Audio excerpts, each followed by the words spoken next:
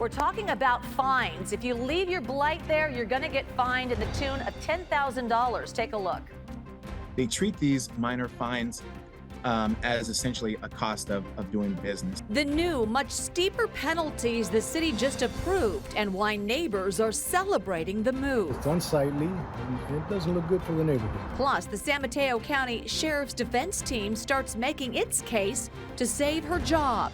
And for the first time, we're hearing from her former aide at the center of the scandal about the nature of their relationship. And in East Bay High School's brand new football field destroyed by a fire just days before the season opener. We really don't know how long. I'm hoping it's not for the whole season. We'll hear from a school official rushing to find the team a new place to play. And later, Bay Area's Swifties react to the long-awaited engagement between Taylor Swift and Travis Kelce. Not like shocked, but just definitely very, like, it just created this warmness. We ask an antique jewelry store for all the details on the diamond. It filled her finger just right. It was just scaled. It was made for her.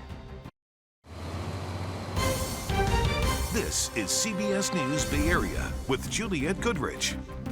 Good evening. San Jose stepping up its fight against blight. The city council just approved steep penalties against property owners who don't fix up abandoned and run-down buildings.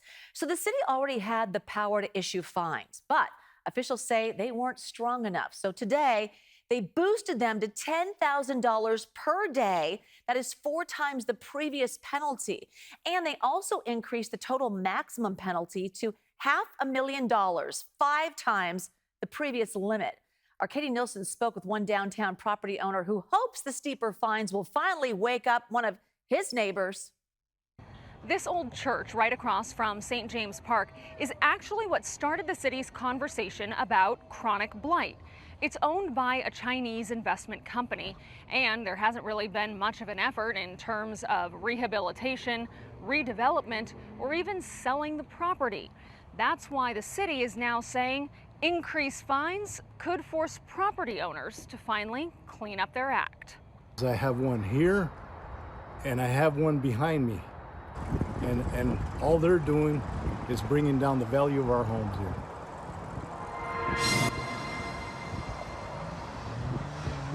Longtime San Jose resident John Ray Tapia says he is surrounded by blight.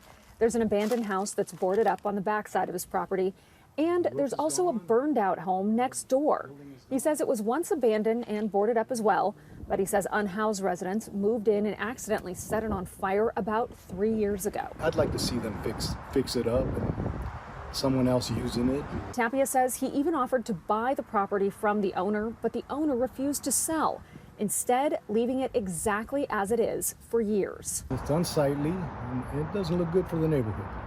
That's why the San Jose City Council decided to increase the fines for property owners who refuse to clean up their lots to a maximum of $10,000 a day or a maximum of $500,000 a year, the highest fine amount in the state. We are, already hurling fines at them, but a lot of these individuals, property owners, are quite wealthy or they live overseas. And so they treat these minor fines as essentially a cost of doing business. Councilmember Ortiz says many of the issues are happening in his district of East San Jose, but there are sites all over the city that are chronic eyesores. If you don't want to maintain your property and you're okay with having blighted buildings and fires and trash, we're going to push you to sell it to somebody else who will maintain it and make use of it. We need housing, we want jobs.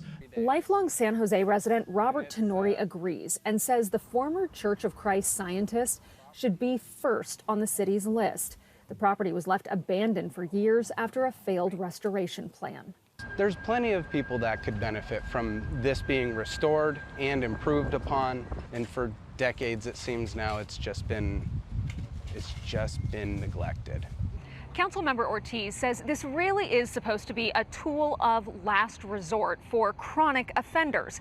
He said the intention is not to penalize property owners who might be having a temporary problem.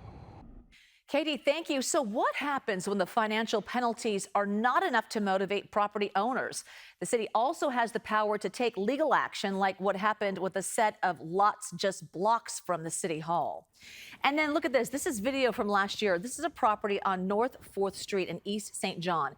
So there used to be 2 Victorian homes, but they burned down. The owner never cleared the area. Eventually, the city forced the property into a receivership and cleaned up the land earlier this year. Now, the property is for sale for $35 million. It has already been approved for a new building with hundreds of housing units, though it is unclear if the sale would change those plans. Today, the defense team for San Mateo County Sheriff Christina Corpus got a chance to make its case in her removal hearing, and they called a high-profile witness, her former chief of staff. Their working relationship is at the center of some of the misconduct allegations against Corpus. Lauren Tom spoke with the defendant outside the courtroom. Just moments after wrapping up 4 hours of sworn testimony, Victor Ianjay, the man at the center of conflict of interest accusations against Sheriff Christina Corpus, denied any romantic relationship between the pair. Did you have a romantic relationship with Christina Corpus? I did not. Ianjay testified his role was professional, his support rooted in belief in Corpus's leadership, not personal affection. She's a friend, and I'm very proud of her because what she's endured and all the defamation and lies. Legal analyst Steve Clark says his testimony is critical for Corpus's fight to keep her job. He is the undercurrent of the entire case. And if the Corpus team can dispel a lot of these rumors and saying this was just an individual who wanted to be involved with government and wanted to see our county move forward, I think that will go a long way to the court. Ianjay portrayed himself as a devoted husband and father, still married for 32 years and a reserve deputy since 2009. He said his motivation came from public service, inspired by the murder of his brother. But last week, former ally Valerie Barnes told a different story, claiming she witnessed foot rubs, loving texts, and pet names between the pair. She said she learned of gifted diamond earrings from Ianjay to Corpus and discussions of marriage, allegations Ianjay and Corpus have denied. Clark says even if the relationship was strictly platonic, the county may still argue it created an unfair advantage. The county may retrench slightly on this romantic relationship and say that even if it didn't go to the level of sexual, it was still such a powerful friendship that Ianjay was given the benefit of too many doubts by the sheriff. She was promoting him.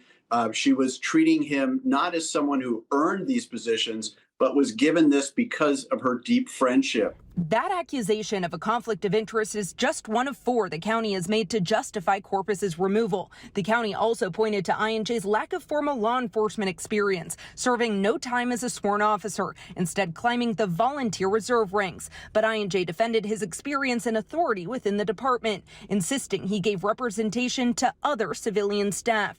Corpus's attorney Tom Perez says Ianjay's testimony showed the sheriff's efforts to change the office culture. Many of the senior leaders in the department want her to be removed.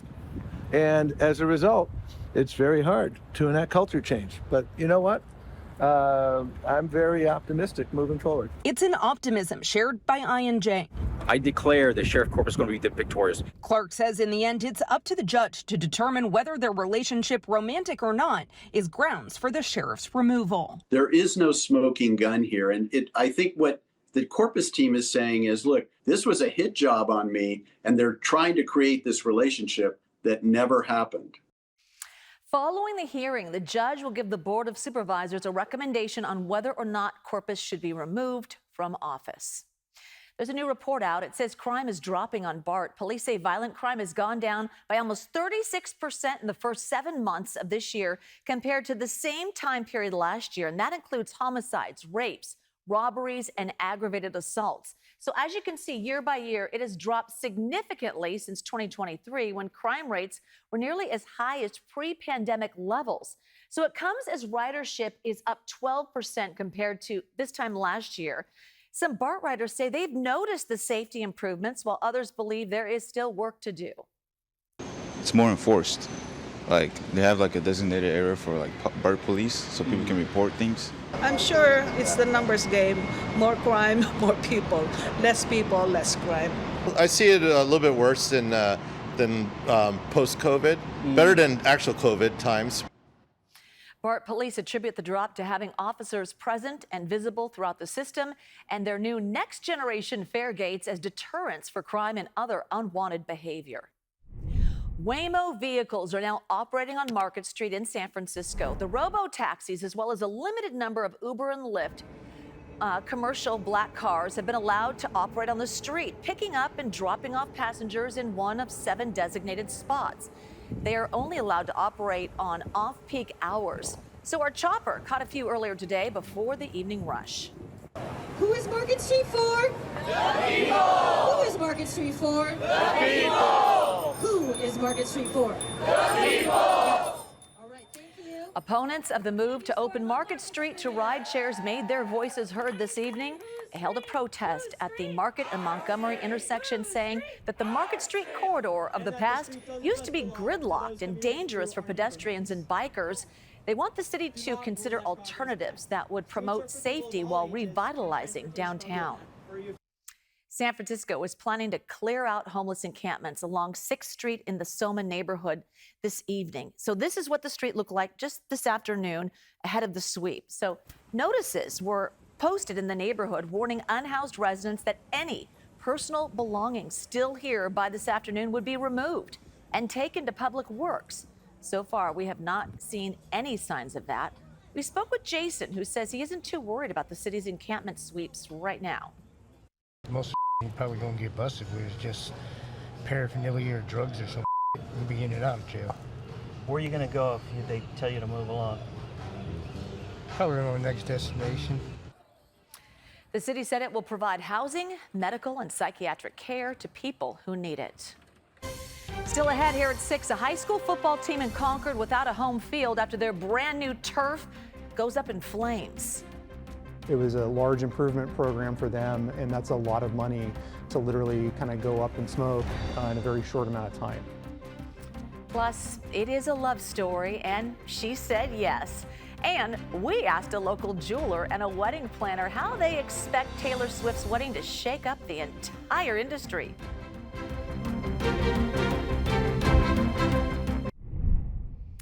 Cal Fire is gaining ground on the Pickett Fire in Napa County. They've kept it to 6,800 acres, and containment has grown to 17% now.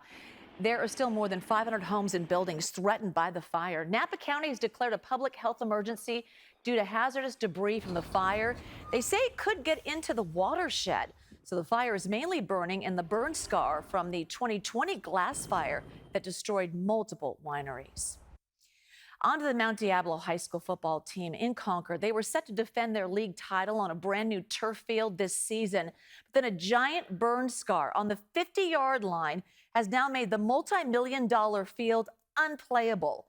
Investigators are still working to determine what sparked a fire on the field Saturday night. They say they are not ruling out arson, but are looking into surveillance video that suggests people might have accidentally started it by setting off fireworks.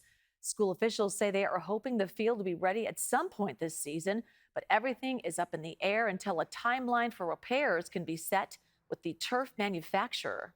Having this state-of-the-art field was a big boost for our kids, and to know that we were going to play our first home game here on Friday, and we can't do that now. Friday's game will be played at Concord High School, but it is still unclear where other home games will be played. Repairing the field depends on how fast the specific turf can be shipped and installed.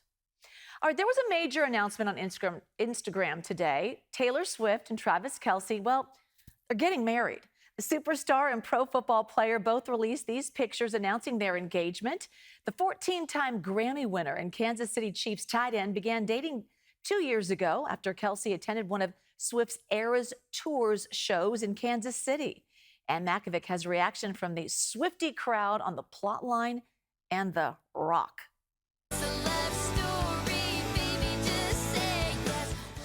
It is a love story that's become a cultural phenomenon. So let's break down that viral Instagram post that is breaking the internet with the words, "Your English teacher and your gym teacher are getting married."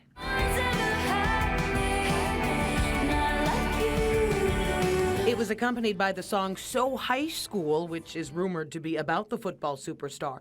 But the real star of the post was The Rock, an old mine-style cut with around 10 carats worth of bling, designed by Travis Kelce himself from a vintage era. In those days, they tended to polish them because they like to have this little black speck in the middle.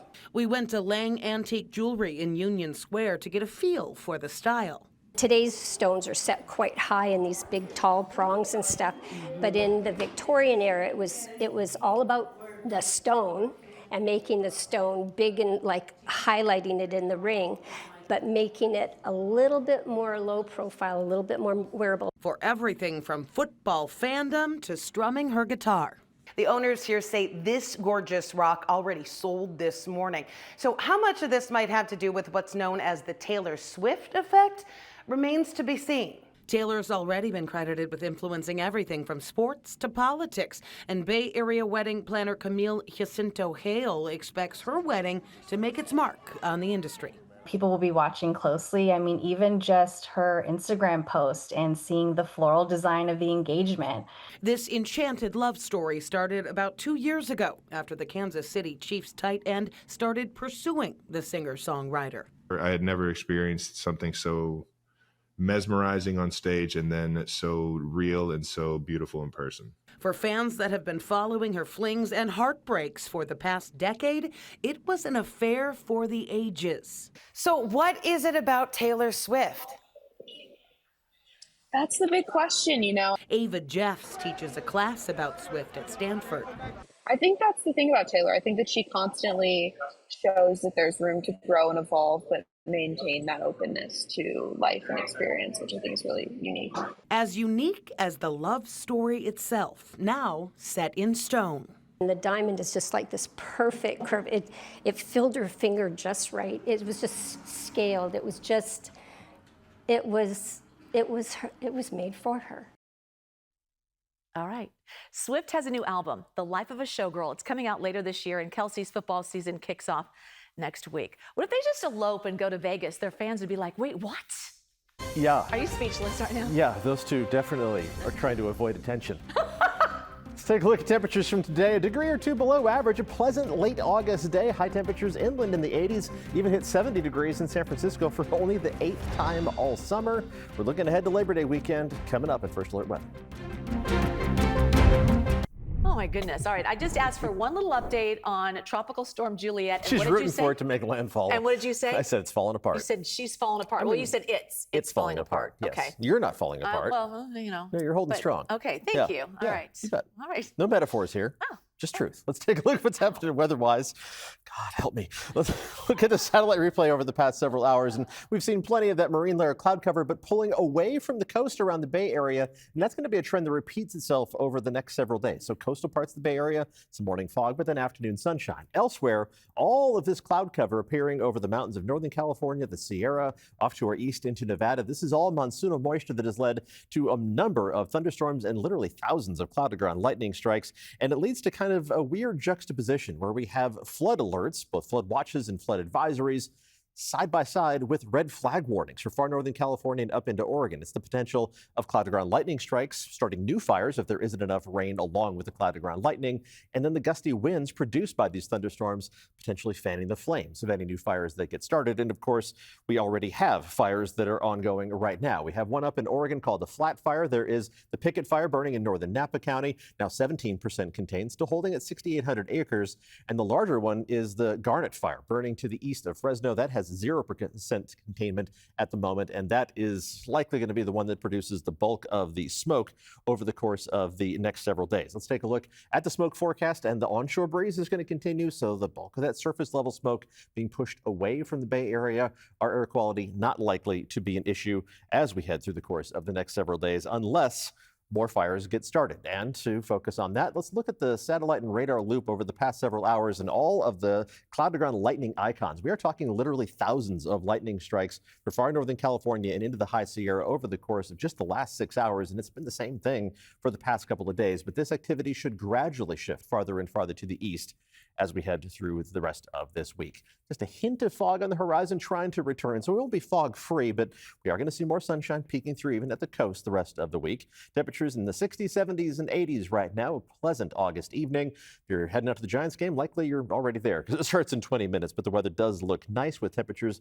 remaining pretty close to normal and the fog not becoming too much of a factor, although it will make a push across the bay, trying to infiltrate the inland valleys for at least a little while to start the day on Wednesday, but it doesn't last long there. It retreats to around the bay by mid-morning, and it'll pull all the way back to the coast as we head towards lunchtime, and temperatures will warm back up to within a few degrees of what's normal for this time of year. That means high temperatures reaching up mostly to the 80s inland, including 83 in San Jose, 88, one of the hot spots in Morgan Hill. Temperatures in the mid to upper 80s east of the Oakland Hills, a few degrees below normal. A mix of 70s and 80s around the bay with 60s at the coast, and then 70s and a few 80s for the North Bay, but generally running a few degrees below average by tomorrow afternoon. Dog walking forecast for tomorrow is brought to you by, as always, an adoptable pup. This is Shelly, and her sugar face is all smiles for warm but not hot temperatures, reaching up into the upper 70s to near 80 degrees in Petaluma by tomorrow afternoon. I'll put details up on social media as soon as this weathercast is over about how to adopt her if you are interested. Let's check out 7-day forecast quickly. Inland, we are in for a warm up as we hit Labor Day weekend, but low to mid 90s, that's only about 5 to 7 degrees above normal. And the warm up around the bay is going to be more modest, with temperatures hitting the upper half of the 70s for the first 2/3 of the 3-day weekend. And at the coast, the temperatures don't change much, but you are going to see more of that sunshine. Jules? Paul, thank you. When we come back, they're not exactly asking for divine intervention, but some Livermore winemakers enlisted local faith leaders in an unusual tradition. A communion of Cabernet at Tri-Valley Wineries. Livermore Valley Wine Community kicked off harvest season with their annual Blessing of the Grapes ceremony today. Take a look. The celebration continue. L'chaim, skol, sláinte. Prost.